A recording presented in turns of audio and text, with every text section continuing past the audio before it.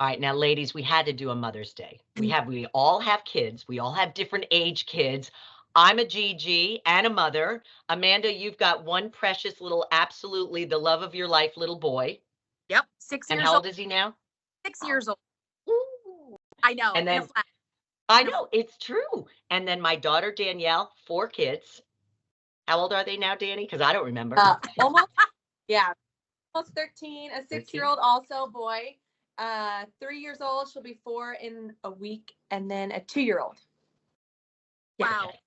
So Mother's Day is very special. And I am not only a grandma and a mom, but I'm also taking care of my mom. And Amanda, I don't know if you know the whole extent of, she's got dementia and it's super hard. And I talk to my sister a lot about my mom because my mom and I are very different. I'm more like my dad. And so I struggle with the way that my mom is, especially with dementia, because sometimes we end up taking care of our parents. You just don't know. It just happens sometimes. And I guess if you're blessed, you will take care of your parents because that means they're still alive, right? So Heather sends this beautiful note that she got right when I was struggling with mom. Listen to this. It will just touch your heart. The lady goes on to say, be gentle with your mother.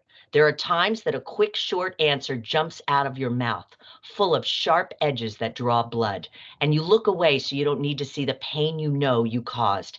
Half of what she does, you don't understand. The things she allows leave you cold and irritate you. One moment you want to fold her in your arms, the next you wish you could just shake her a bit. One day it will all make sense to you. The things she never told you about are the very things that hollowed her out insides and then built her up again so she can carry more and more where no one can see the weight. Those things that sometimes break her where you can actually see it even though you prefer not to. Her eyes notice everything, yet she keeps so much to herself. She steps back and offers her hope for the sake of her child's happiness. The gratitude she deserves for doing that is far and few between, yet her flame of gratitude reaches close to the heavens. Should you be blessed enough to still have her breathing the air of this earth, it's time you start digging in your gratitude archives and find the warmth in your heart, the forgiveness in your voice, and the same amazement you had as a toddler for her. I beg of you to please, today and every day, be gentle with your mother. Isn't that beautiful? Isn't that amazing? That's perfect. Really. So with that, I want to ask you, we've got our own mother issues, but what is being a mother like for you, Amanda? Well, no one ever really prepares you for the love that you feel for someone you don't know yet. So you go, I always say, like, to friends who are having babies, even when you're pregnant, there's a life before children and there's a life after, right? Because every part molecular level becomes so consumed with child, right? From babies to, and if anyone's about to have a baby or is new, baby to toddler to child is in a flash. And so much of it is like when they're babies, is he hungry? Does he need to go to the bathroom? Like, he's got to go down for a nap. It's always about caring, right? Right. May not have realized that when you were young or before kids, how much of a caretaker you will become when you have children, and how you just are always about providing. And it's no matter how many hours you slept or didn't sleep, and you're hungry and you're tired and you're literally on fumes, but you're like, is he warm? Is he being loved? Is he being cared for? Am I doing enough? And I always struggled when he was a baby to be like, I'm such a dummy. I don't know what I'm doing. Like, I need the help I can get, and all the help I can get to figure this out. But just sort of like you just get into that role. You just slip into it, and you realize there's not a magazine or some Instagram profile or a book that's going to really make sense. You just have to get in it. And so I realized that I was a much more softer human being after becoming a mother, much more caring. And I didn't realize how much heartbreak you would have as a parent. I continuously worry about this child. Yeah. And my mom said, because you care so much. It's not because you're really bad at it. You just care so much. You want to make sure that every ounce of him is cared for. He's being loved. He's being taken care of. You're paying attention to him. His fed, he's bathed, he's played with, he's entertained, he's stimulated, all those good things. So I think being a mother has changed me for the better. I think is the result of that. I think it's just a better human being. And I'm empathetic towards because everybody's a mother. Yeah. I'm a caretaker to them as well. I feel like that is such true words. I never would have. I was always I never thought I was going to have kids. I never thought I was going to get married. And when my first baby came, I thought, I'm in. I want more. I love these things. I've never had more joy in my life than having kids. Truly. Yeah. And Danny, I know you watched me struggle with 5 kids and hold down a job, and now you've got 4 kids, and we call her Nino. That's Noni, but she's changed her name to Nino. You know, her real name's Nora. She doesn't even know that that's her name. It's Nino. What can you do? Well, I was listening to that the article you read, Mom, and it brought to my mind this idea: being a mom changes the perception that I have of you, so of my mom, because and it brings to mind when we were little, it was my mom. She would take us, we went everywhere, and it was always like there was always some big task to be done, and she had to do it with all 5 of us, and you know, now it's so hard just bringing one kid, but she had to bring 5 and work, and it was super stressful. She didn't have a cell phone, she didn't have directions, she didn't have you know the classes that we have now.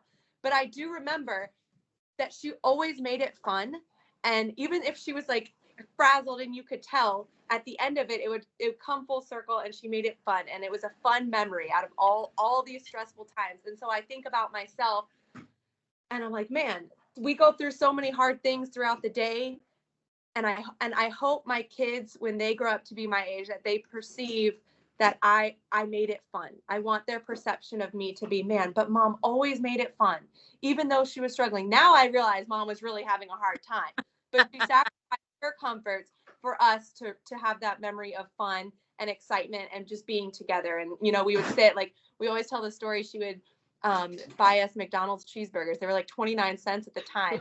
A long time ago. Sit in the back of the car. And we thought it was the greatest thing. Little did we know my mom was struggling with money and time and stress and all these things, but she made it the greatest thing. And so being a mom has just really put on my heart this, I want the kids to perceive me in a way where they just see there's just joy. And I want them to perceive their life where there's just joy, and take away all of the frustrations that us adults deal with every day. Here you go. And make it more about, how can I make this day joyful for my kids? They're kids. You know, they don't need to take on our stress and our frustration. And so I just want to make it an environment of joy and excitement, like my mom did for me, even when it's really hard, you know. And it's so good for us, though, to put ourselves aside. It's so easy to want to just be, but when we can put ourselves aside and like join in that joy with them, that's exciting for me. So that's what's changed for me about being a mom. And Amanda, it sounds like you want to bring joy and good memories for your little boy. Absolutely. Right? Oh, we just have a DJ Superstars just joining us now. Hi, love. Hey, guys. We're talking about, you missed this. This is my daughter, Danielle, by the way, and you know Amanda. Hey, Danielle. Yes, hey, Amanda. DJ, your daughter, has she graduated from high school? Yes. Oh my gosh. Yes. So she is in her like 2nd year of college. Mm-hmm. Yes. Oh my gosh. Yeah. So we're all different age groups, and we're talking about what being a mom has done for us. My daughter just recounted how I tried to make it fun, even though I was a stressed out mess. Oh, how cute. What about you and your daughter? And I know we've known each other for years, and your daughter was going through, as any teenager would, some tough times. And you being a single mom, you had a tragedy happen with your husband years ago. You have been the backbone of the family, and now your daughter is in college. So talk about being a mom with us. Oh my gosh. So crazy. So let me tell you, I would say she graduated in 2022. So what happened was, well, she went up to New Orleans to Xavier University. Okay. Wow. And everything was going cool. Now, during this time was a very crazy time for me because my mom was sick and I was taking care of her. Mm. And she actually passed away last year. So this is going to be my first Mother's Day without my mom. And I'm it's kind of, sorry. yeah, but I'm trying to, embrace it a different way because I don't want to take it away from Zoe. Right. However, let me tell you what happened. So during that time, I'm thinking everything is going cool. And she hits me with, hey, mom, we got a note from school about tuition being owed. So I was like, oh, what are you talking about? What happened to your scholarship? And I'm like, what? And every time I would ask her, like, what's going on with school, she would always say, oh, I got it. I got it under control, blah, blah, blah, blah, blah. To make a long story short, basically, she kind of had a difficult time her first year in New Orleans. And, New Orleans is a fast-paced city, okay? So she failed calculus. I would have failed calculus. But the thing is, you should have told somebody, like we could have told you to drop the class, something. Anyway, she came back home, and during that time, that's when everything happened with my mom. So I take it as it's meant for her to be here, right? Right. And so we have been in therapy, and she's doing really good. She's been working out, trying to get herself together, because I told her, I was like, look here, kid. I have done everything that I possibly can. I've even, set these villages up around you to help me, being a single mom and even your peers. And it's like, why you didn't tell somebody? So we had our struggles, but I think and believe that right now we're coming out. Yeah. Oh, we go through so many tunnels, don't we? So many pits as a Oh, mom. Danny. And Danny and Amanda, you guys will see it. I mean, once the kids are in high school, it's a whole different world. Bullying, peer pressure. I know. I hear it's like a transition to, it's just transitioning into one stage for another. That was my sister's, like, you're just transitioning from baby to toddler, from toddler to child to teen, and so on and so forth. And then when they get to adulthood, you're still, their mom. So it's just, she's like, pace yourself because you have a long marathon to go. When you're an adult with adult children, to me, that's the hardest ever. Wouldn't you agree, Danny? That for me, that's been the hardest. I love my babies, but adult with adult children, woo! And then they bring in spouses, whole nother world. Dynamics. Oh yeah. Dynamics totally changes. Now, we had a caller this morning talk about every Friday. She's got a little girl named Charlie. Every Friday, she has a half day at work. Charlie's at daycare. She goes to the back of her favorite restaurant, gets a glass of wine, and sits and reads a book. So I thought, you're a genius. She found her happy place. So what would be your happy place? Amanda. Oh my goodness. Happy place where you're completely Amanda. You put me on the spot here. So, I have learned at this particular age, when I slow down and I'm quiet and the baby's taken care of and the husband's doing his thing and I can have my alone time, I am a ferocious reader.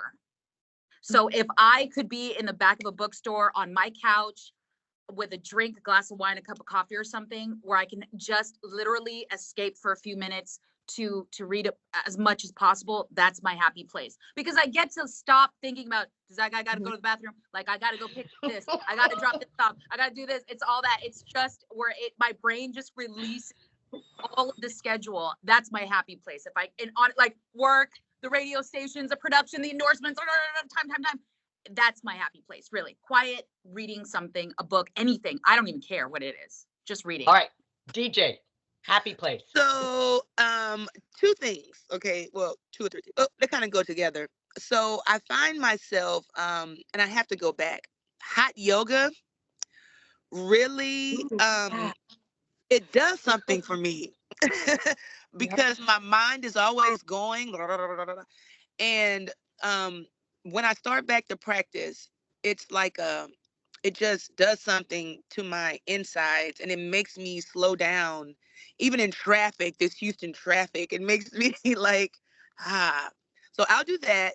And then another thing that kind of, just like Amanda said, like I've been on the audibles, like the books. Yeah. And so, so what I do is I'll just like, even in my car, since I'm always around music, have to turn it off. Either I'm like completely silent, like nothing, Yeah. or an audible or hot yoga, like all that. Like I have to like do that.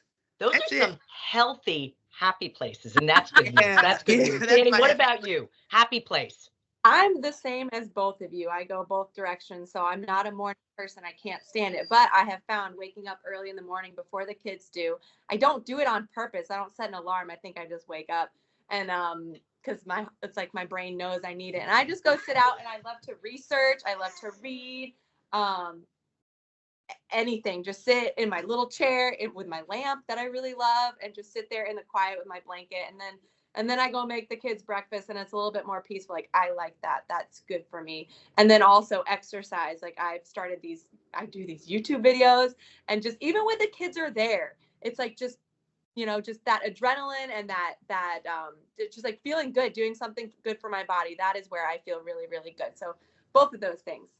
Hey, you Right. know I'm That's what? right there with Real, you know what? Like really, really quick, Danielle. Let me tell you something. What your mom told me. Like I remember this a long time ago, and I tried to do this. Dana, I don't know what year this was, but I remember you saying, "Oh, I get up at 4 o'clock in the morning before everybody gets up, and you have, that's your time or whatever." And at one point, I was on a roll. I was you. getting up now, but at but like. remember, it wasn't 4, it's like 3 o'clock. I exercise and read the Bible, and then I go to work. That's That's my it. because it's the only time I have, Yep. right? But these are healthy things. Got to talk about mom guilt. What's the one thing that makes you feel guilty about your parenting skills? Amanda. Everything. Oh, I'm so early in it that I'm still learning, but I've really have learned about how to like be compassionate about myself because I as I said earlier, you can read the books, you can read the magazines, you can look at the Instagram accounts. No one has it together because their kids are also different. Everybody's kids are different, right?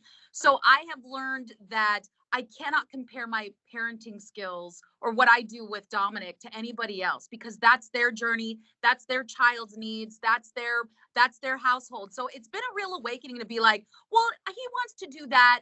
And, you guys are just going to have to deal with it. He's not going to be in softball right now. He's going to take taekwondo. And that's a lifelong. So things like that, where he's not in football, he's not in softball. So it's a little bit of reprogramming like, yeah, but what I'm doing is not bad. He's still being taken care of, but my journey is different from your journey. And I don't think that's healthy for my household. You think it is for yours. So that was a really big thing because I felt so guilty about that. And I still struggle with it today because, yep. What I do is different from everybody else. And I don't want to get criticized for it. But I know that, you just can't care. You just don't care what other people think. That's how you move with this. And he's all right. And I'll be okay too. But that's it. Everything makes me feel guilty about it. DJ, No matter what how about hard you? I work on it, it's still guilty. Hey, that was a good answer. I kind of Right? want to ditto, but you know what? To be honest with you, I feel I have mom guilt about kind of like around Zoe's middle school years, which were like the hard years. I do have guilt about um like if I would have made a different decision around that time, Yeah. what would it have been like? Or if I would have kept her in private school because earlier during that time, that's when she lost her dad. And so I was trying to figure it out. I was becoming DJ Superstar. And so it was like, what do I do? And so I do have mom guilt about that. I'm trying to let that go or whatnot. But other You than got to. that, Yep. What do yeah, they say? You keep focusing on the past. How are you going to get the future, right? right. I So know. yeah, that's it for me. But That's excellent. everything, that's a good question. I mean, a good Everything. answer. Yeah. What about you, Danny, honey? What about mom guilt? Mine is, as I'm watching her go through the refrigerator, mine is probably feeling like I'm just not doing enough. Like I could have done more. I could have done more. I could have done more. Maybe I shouldn't have been sitting there on my phone. Maybe I should have been playing with them. It's always like, maybe I should have given them another hug or sat with them longer at bedtime. Like, but at the end of the day, I can only do so much, and I have to trust that like they know that they're loved and they know that they're taken care of. But that's always my thing, is just, should I be doing more? I don't know. And then Amanda, I love what you said, that always comparing, and that's so good that you just know that you're different and we're all different and we can't compare ourselves to other people, and everyone's stories is different, everyone's kids are different and have different needs, and that's something I always have to remind myself, because I want to do it all and I want to get it all right, and I when I mess it up, it's like, oh man. But Yeah. you just have to keep going and keep that perspective. I love that perspective that you have. All right, worst Mother's Day gift. Danny, did you ever My- get a quirky bad Mother's Day gift? No, well, I don't usually. My husband doesn't do gifts. He doesn't like to celebrate those things. You need help? Okay, we'll go get it. Go bring it. Amanda's like, what? He doesn't do gifts. He's like, holidays. Oh, but he did one time. He left. He like took all the kids. Was it last year, maybe 2 years ago? He took all the kids and left me in the house. And we have one car, so I was like, where am I gonna go? What am I gonna do? This is terrible. Nobody's around. Well, I thought I wanted quiet time. Well, I ended up cleaning the house. Like, this is not how I want to spend a Mother's Day. Like, this is the exact opposite of what I want to be doing. But he took the car, took the kids for my quiet time. So he thought he was doing something nice. That's hysterical. Yeah, I didn't. We talked about the worst gifts. Some guy got his wife a golf gift card to his country club, and she doesn't play golf. Yeah. Oh, wow. Another Yeah. one got her windshield wipers. She goes, the car needed windshield wipers, but not for Mother's Day. Hey, Oh, that's my God. oh, that is practical. It's a good. Right. Exactly. DJ, your worst Mother's Day gift. You know, I don't know. I'm kind of like Danielle. I don't really do, like, I'm not really into the Mother's Day gifts, but Right. I did have a boyfriend one time, my ex-boyfriend, I guess, gave me like this, I don't know if it was like a ceramic rose or something. And I was like, what is this? But I still was receptive to take it, because I was like, what? It'll never die. Yeah, but I was like, okay, I'll take it. Yeah. Amanda, your husband's a musician. Did he ever like serenade you for Mother's Oh. Day? Not. No, and that is perfectly fine. I will say though, I have not had a bad Mother's Day, because he does it, by proxy of Dominic, and I love cats. So he always gets me a lot of like cat centric Mother's Day gifts. But if I can just say very quickly for the floor, that if you want to get your partner a good Mother's Day gift, I've been campaigning for this one, to get my car detailed. Do you know how many goldfish crackers I have in there? I have spilled liquids that have dried. And I mean, I really just would like the vehicle to be detailed inside and out, the back seat area taken care of. That would be a fantastic Mother's Day gift. And You I'm know sure what? everyone's Yeah. saying hallelujah, amen to that. And on that, we will close. I hope everyone has an amazing Mother's Day. And we are all so different, and our hearts are good, and we try our best. And if our kids don't like us, that's their problem, right? And I say that to you, Danny, in jest. I love you all, guys. Thank you for joining me, and a very happy Mother's Day. Happy Mother's Day, everybody.